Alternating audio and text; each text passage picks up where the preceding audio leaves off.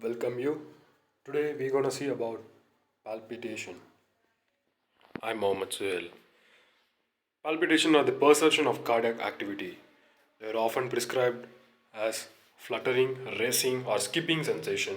They are common. Some patients find them unpleasant and alarming. Palpitation can occur in the absence of heart diseases or can result from life threatening heart disorders. The key to diagnosis and treatment is to capture the rhythm on ECG and make careful observation during the palpitation. Pathophysiology. The mechanism responsible for the sensation of palpitations are unknown. Ordinarily, sinus rhythm at a normal rate is not perceived, and palpitations thus usually reflect changes in the cardiac rate or rhythm. In all cases, it is the abnormal movement of the heart within the chest that is felt. In cases of isolated extrasystoles, the patient may actually perceive the augmented post extrasystolic beat as the skipped beat rather than premature beat itself. Probably because the extrasystole blocks the next sinus beat and allows longer ventricular filling and thus a higher stroke volume is seen.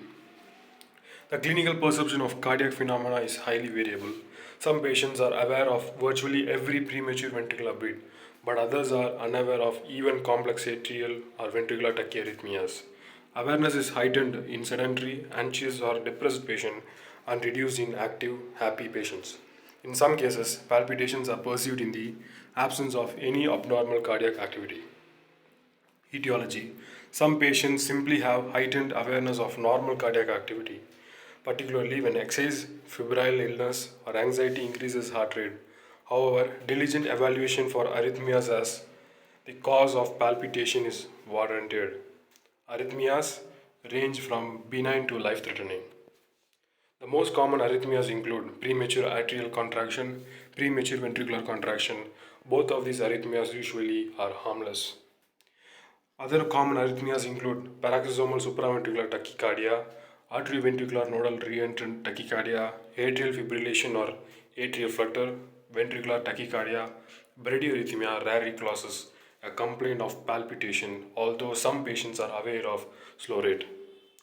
Causes of arrhythmias. Some arrhythmias often occur spontaneously in patients without serious underlying disorders, but others are often caused by serious cardiac disorders. Serious cardiac causes include myocardial ischemia or other myocardial disorders like congenital heart diseases, valvular heart disease, and conduction system disturbances. Patient with orthostatic hypotension is commonly sense palpitation caused by sinus tachycardia upon standing. Non-cardiac disorders that increase myocardial contractility may cause palpitations. Some drugs include digitalis, caffeine, alcohol, nicotine, and sympathomimetics frequently cause and exaggerate palpitations. Metabolic disturbances including anemia, hypoxia, hypovolemia, and electrolyte abnormalities can trigger or exacerbate palpitation. Consequences. Many arrhythmias that cause palpitation have no adverse physiological consequences of their own. However, bradyarrhythmia, tachyarrhythmia, and heart block can be unpredictable and may adverse affect cardiac output and may cause hypotension or death.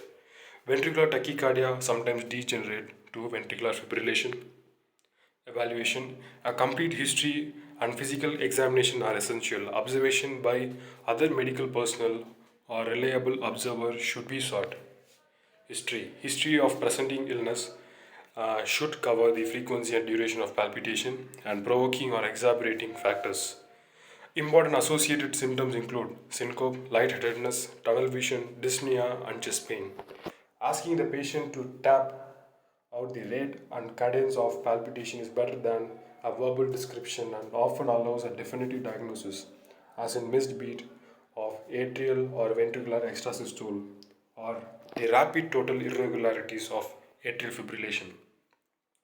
Review of systems should cover symptoms of causative disorders, including heart heat tolerance, weight loss, tremor, chest pain, and dyspnea on exertion, and fatigue, weakness, heavy vaginal bleeding, and dark tar like stools.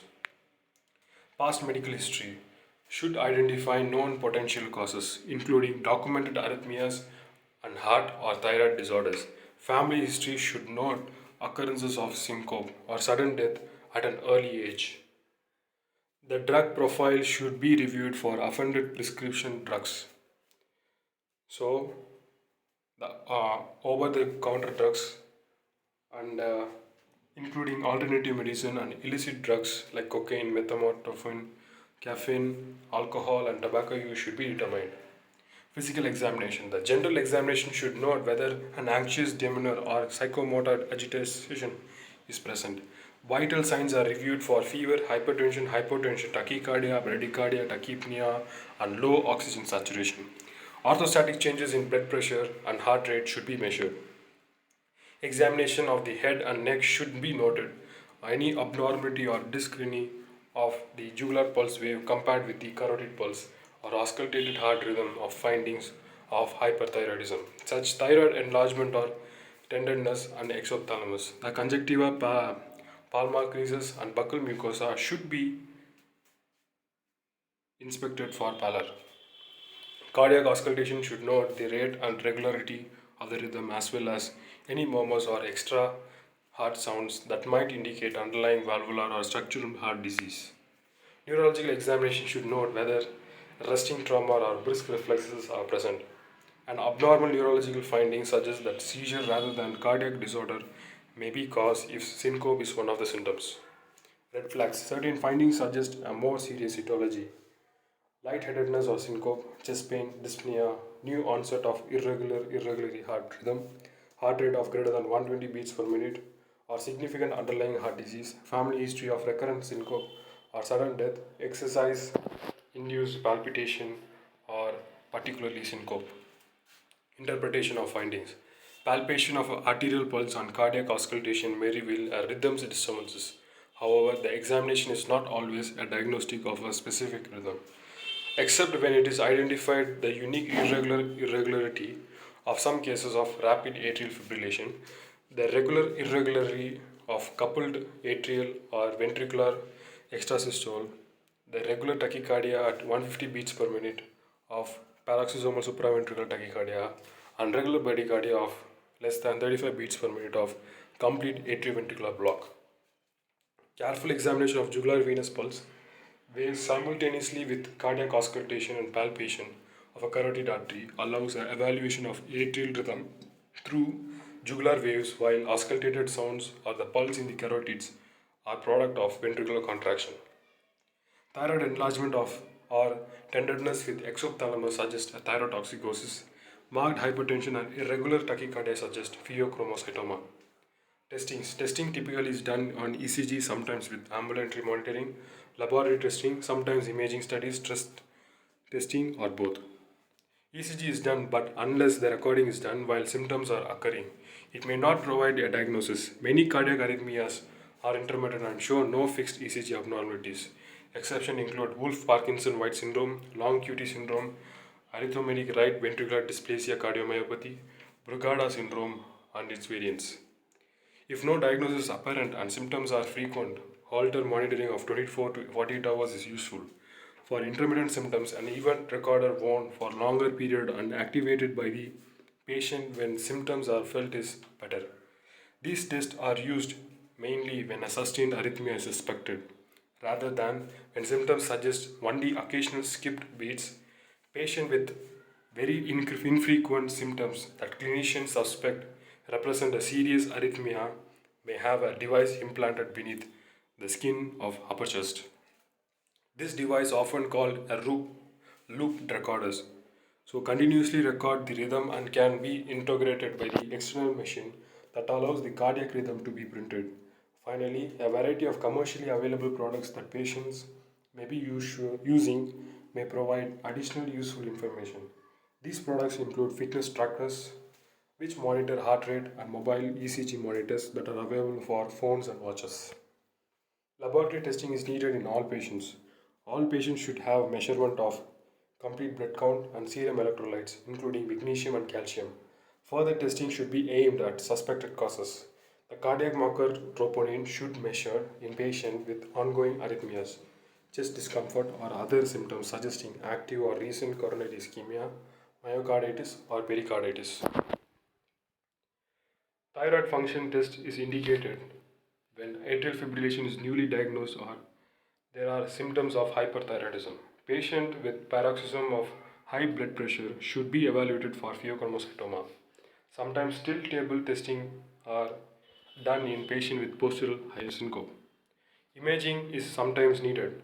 Patient with findings suggesting cardiac dysfunction or structural heart disease require echocardiography and sometimes cardiac MRI. So patient with symptoms on exertion requires stress testing, sometimes with stress echocardiography, nuclear scanning or PET scan. Treatment: precipitating drugs and substances that can cause syncope are stopped. If dangerous or debilitating arrhythmias are caused by a necessary therapeutic drug, a different drug should be tried. For isolated PAC and PVC in patient without structural heart disease, simple reassurance is appropriate. For otherwise healthy patient in whom these phenomena are disabling, a beta blocker can be given provided efforts are made to avoid reinforcing the perception of anxious patients that they have a disorders. Identified rhythm disturbances and underlying disorders are investigated and treated. Geriatric essentials. Elder patients are at the particular risk of adverse effect of antiarrhythmics. Reasons include low GFR and concomitant use of other drugs. When drug treated is needed, lower dose should be used first. So subclinical conduction abnormality may be present, which might worsen with use of antiarrhythmics. Such patient may require a pacemaker to allow the use of antiarrhythmics. Key points: palpitation are the frequent but relatively non-specific symptoms. Palpitations are not reliable indicator of a significant arrhythmia, but palpitation in a patient with structural heart disease or a abnormal ECG may be a sign of serious problem and warrant investigation. And ECG and other recording done during symptom is essential. A normal ECG is a symptom-free interval, does not rule out significant disease. Most antiarrhythmic themselves can cause arrhythmias. If in doubt about a rapid tachyarrhythmia in a patient in hemodynamic distress, cardiovert first and ask question later. Thank you.